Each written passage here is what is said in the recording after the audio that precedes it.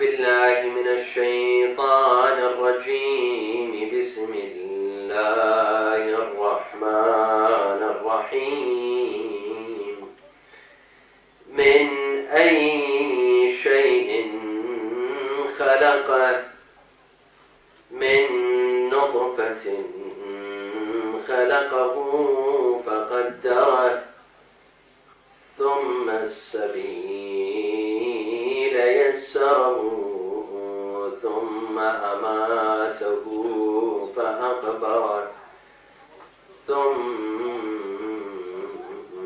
إذا شاء أنشره. صلوا على محمد وآل محمد.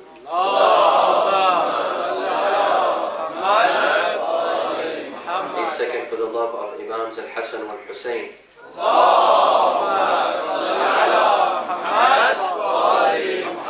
A third for the love of Fatima Al-Zahra with your loudest voices.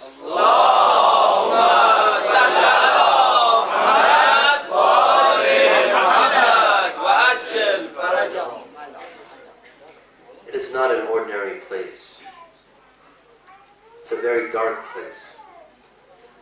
It's a very lonely place. It's a place 6 feet under the ground. It's a place where all the living come and step on where you are. It's scary. It's dark. It's small. It can only fit one person who is lying. That person cannot even sit, cannot stand. This place is called our grave. A place in which no matter what kind of home you live in this world, whether you live in the fanciest home or the most humble of homes, this home is a common home for everyone. Whether you live in the fanciest homes and mansions in this life, you end up in a very small, tiny grave. Or you live in a humble home in this life, you'll also end up in a small grave. It's something that everyone has in common. The rich, the poor, Muslim, Christian, Jew, we all have this quality in common.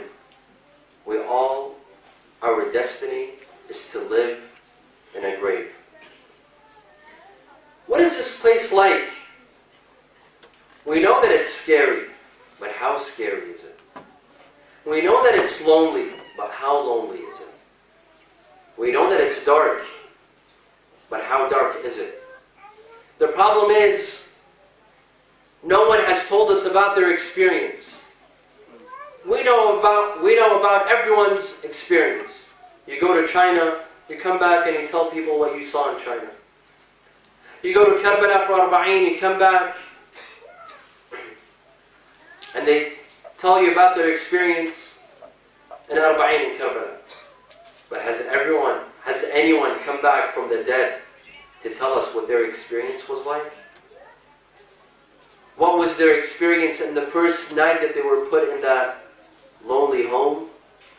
What happened when they poured the soil and dirt on their bodies and the family members went back home? What happened to them by themselves? When the angels came to ask their questions, what happened? What were the questions that they were asked? Did they answer correctly? Did they answer wrongfully? What happened? We don't know. Because no one who experienced this ever came back to tell us what they experienced. However, we have all heard that the most difficult night that any human being can experience is the first night in the grave. The most difficult night ever. Nothing is as tough, nothing is as difficult, nothing is as lonely, nothing is as scary as the first night in our graves. It's a new place. It's a new home. It's under the ground. no air, no lights, no oxygen, no companion, nothing to entertain us. There's no TV, no Wi-Fi in the grave. Unless in the next couple of years they discover there's Wi-Fi in the grave, I don't know. But for now, there's no Wi-Fi in the grave. Obviously, it will be a difficult experience. Going from one place that's comfortable with our family members, our children, our parents, all of a sudden they take us from a place that's comfortable to a place that is very lonely. And nothing can help us. Nothing can come to our rescue except our previous actions, our a'mal. What did we do in this life? What we did in this life will help us in that moment. Nothing else will help us. Nothing else can come to our rescue. In a hadith, that when a human being dies, three groups will speak to him. One is his wealth.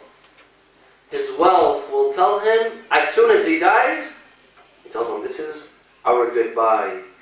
This is my farewell. The moment before you died, you would own me. Now that you died, you no longer own me. I am now to your heirs, to your children. I have become inherited. This is mine.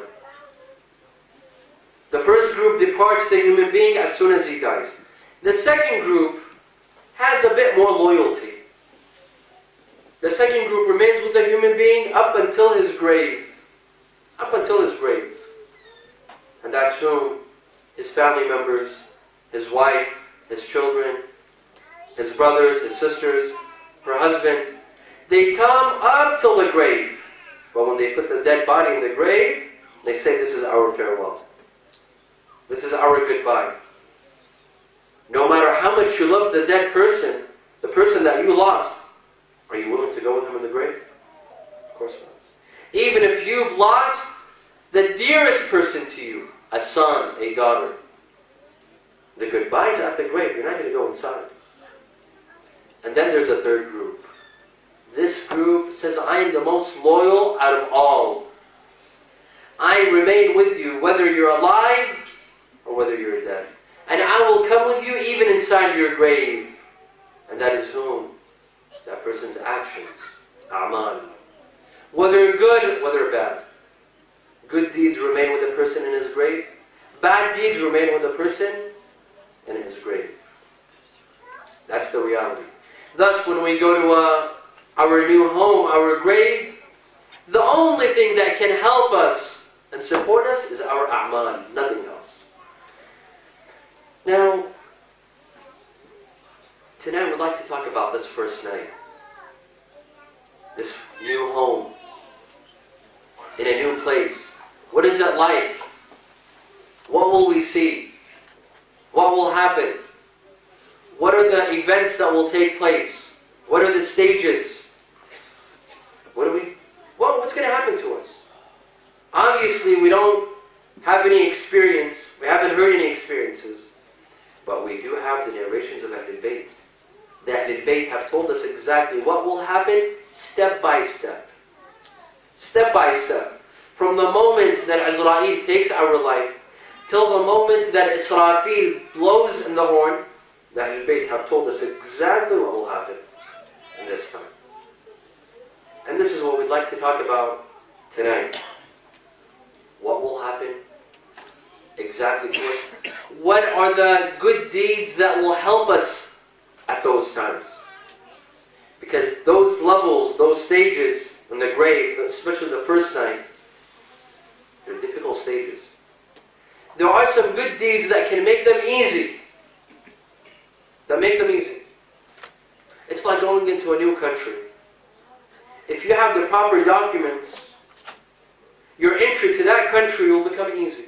Your passport, your visa, proper documentation. If you're invited to a conference, you have an invitation letter from that conference stating that you're a participant. If you have the proper documents, the custom officer will not give you a hard time. Will grant you admission easily. If you don't have the proper documents, you'll be delayed, perhaps even rejected. What are the proper deeds that we need for that difficult night? We shall talk about that. What are the bad deeds that will hurt us in that night? There are deeds, bad deeds, that will make the first night in the grave more difficult, harder, scarier, lonelier. What are those deeds? We'll talk about them tonight, inshallah. Sallu ala Muhammad wa alayhi.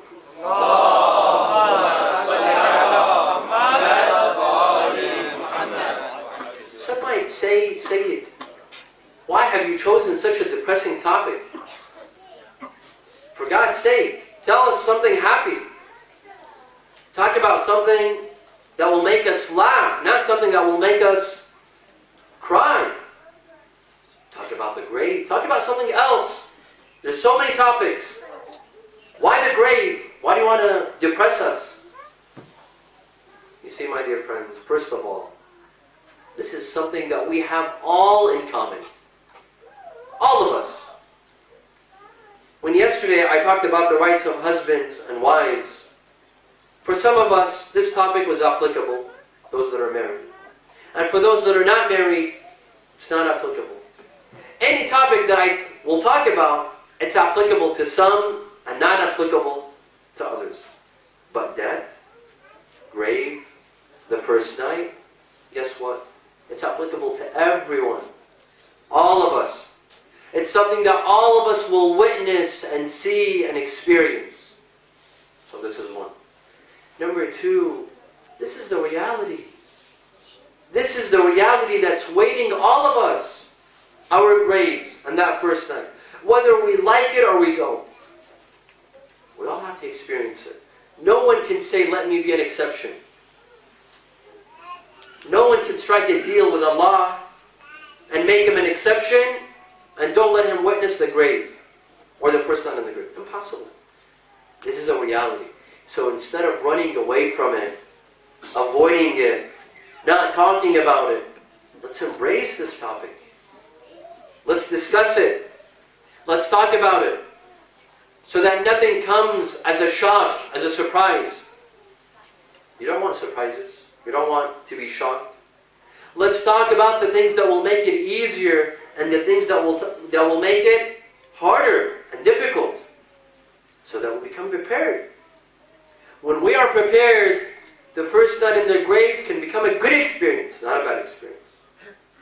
We can make it an easier experience and a good experience. But when you have no idea what will happen to you, what are the events, what are the stages, what are the good deeds that will help you, what are the bad deeds that will harm you, you will be shocked. You will not be prepared. You know, we humans, when we go on a journey somewhere, even if it's for a couple of days, 3 days, 4 days, we go online, we book the best hotels. Why? Even though we're only staying at that hotel for 3 nights, but we want those 3 nights to be comfortable. Or 5 nights, or a week. You go online and you look for the best restaurants, the best places of entertainment, so that during those 3 days, you spend them wisely. You don't go surprised. Because if you don't book, and you go just like that, you might end up at a bad place. You might end up at bad restaurants. You might end up going and seeing the worst places in that city. Instead, you go prepared. Now this is a journey that's for 3 days or 5 days. What about a journey that we will all go on that is a one-way ticket? It's a one-way ticket. It has no return. You go and you don't come back. Shouldn't we prepare?